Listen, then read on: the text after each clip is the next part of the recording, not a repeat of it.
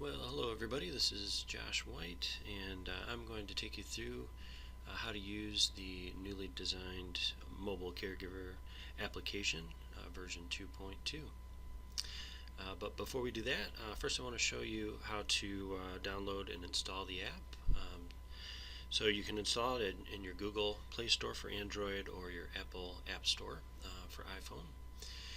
And you want to search for Comfort Care and Caregiver, and then you'll see the Caregiver application come up. That's what the icon looks like. Go ahead and select that. Obviously in my case I already have it installed, but you can see what the icon looks like. And go ahead and click there, and then if I hadn't installed it, I would install it. So I'm going to go ahead and open the app, and as you'll see, we have a new login screen, and the username will save utilizing your keyboard memory. One of the first most common mistakes when somebody's logging into the app is that they don't put the @ and then the HM5 office name. So this is a test system, it's a preview system, or they put a .com or something like that. So those are some of the more common mistakes. Both the username and password are case sensitive, and those are entered in Health Manager. This is our consent form to be able to ping the GPS on check-in and check-out. One of the first things here that you want to let your staff know is that it sounds a lot scarier than it is. We don't track their every move throughout the shift. It's simply a ping, a GPS ping at check-in and check-out. Just remind them that when they first logged into Facebook, it sounded like Facebook was going to monitor and utilize their cell phone video camera, monitor their every move, and as far as we know, they don't. So feel free to pause that and read that. All right, this is the home screen. The home screen has an automatic rotating slider, which will take you through the shift details, notifications, and open shifts. Okay, next we're going to take a look at the side menu, which is top right. This can be accessed on any screen within the app once you're logged in. So I'm going to go ahead and click there.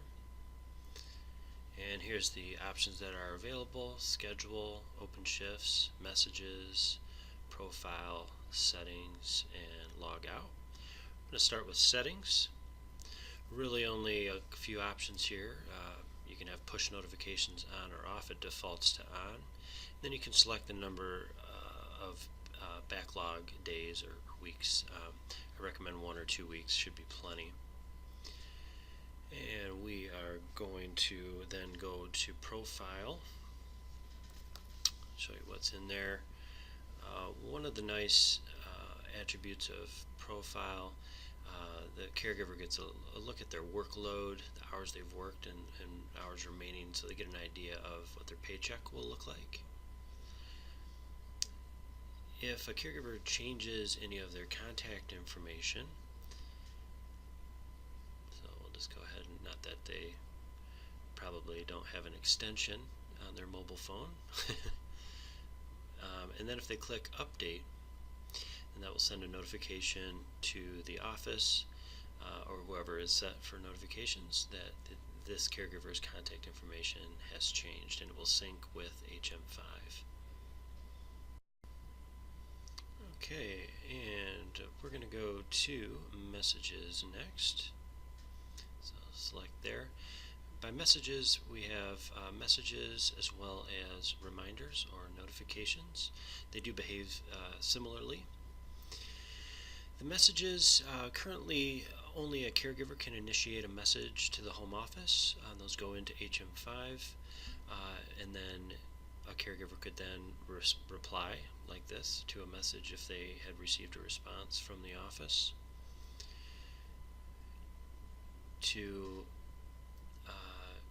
delete the messages, just slide to the left and select delete. And for reminders, they behave the same way. Slide to the left and select delete. And here you see the backlog of notifications. Okay, to compose a message, click on the compose message icon, type your message, and select submit.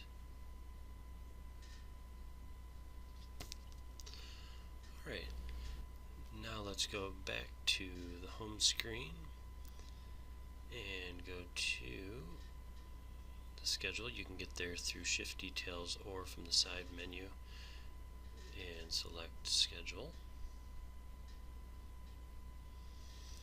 And here's what your shifts would look like for today. You would have the client's name, the city and zip code, and the time. If you had started a shift, this is how it would look with the little clock icon on the shift. And let's go ahead and click on one of the shifts here. You see the check-in button, so that's how you know that this is a shift for today. And you see the full address up above. Any apartment numbers, we recommend not using the number sign or any abbreviations for apartment or anything like that. It's better just to put the number. And here you see we have directions and the map as well. And the caregiver instructions are fed to the app from the HM5 care plan, as well as the tasks. And so you can see the overview, and this is how it looks before you've checked in. Let's go ahead though and check in. And we are too far away. This is based on the proximity settings and our GPS location, but you can still check in by clicking yes. However, the office will then receive an alert that the caregiver tried to clock in or check in X number of miles from the client's house. This is what a live shift looks like once you're checked in. You can see that the tasks are now converted to check marks and X's for complete and decline. And so let's take a look at the best practices. So best practices, the caregiver gets to the client's house, checks in, and takes a look at what they need to do. Maybe enters a quick note. For example, the client was lying on the floor or something like that. And they would go ahead and enter that. They can use the voice to text functionality in any of the data entry fields, including the narrative.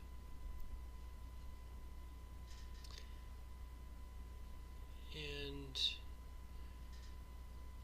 then what they would want to do is go back to tasks, more than likely halfway or at the end of the shift. At the end of the shift, they would log back in and then click through the task, complete or decline.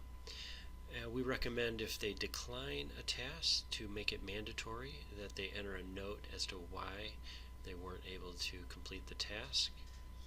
If they incorrectly select a complete or decline, you can just hit it again and undo that selection. And we're going to go back over to the shift notes section. There's the odometer for approved use of their personal car for gas mileage, and it will calculate the mileage for the caregiver. Of course, they should make sure to put a reason for the travel and the use of their car. And then the intake is talking about food intake. So did they eat anything for breakfast? Lunch, snack, for example. Maybe they didn't eat dinner. Again, narratives, good notes, very important. And I'll just enter a few things here.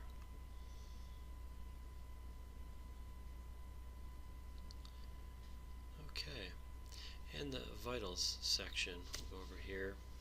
If you're in a state that allows you to enter and to take down vitals, this is where you would enter this information. And we'll go back to the main shift page or the task page. And here you see we have signature buttons and there's also initials. The initials are available that you would just enter the initials, or have the client enter their initials every day. So we need daily initials, and then we just need one signature for the week to approve the whole week. Now they could, if they prefer, enter a signature every day, but just so you know, the initials are an option, and they can just use their finger to sign for the signature. And hit OK, you'll see it switches to landscape, and then the caregiver also would need to sign.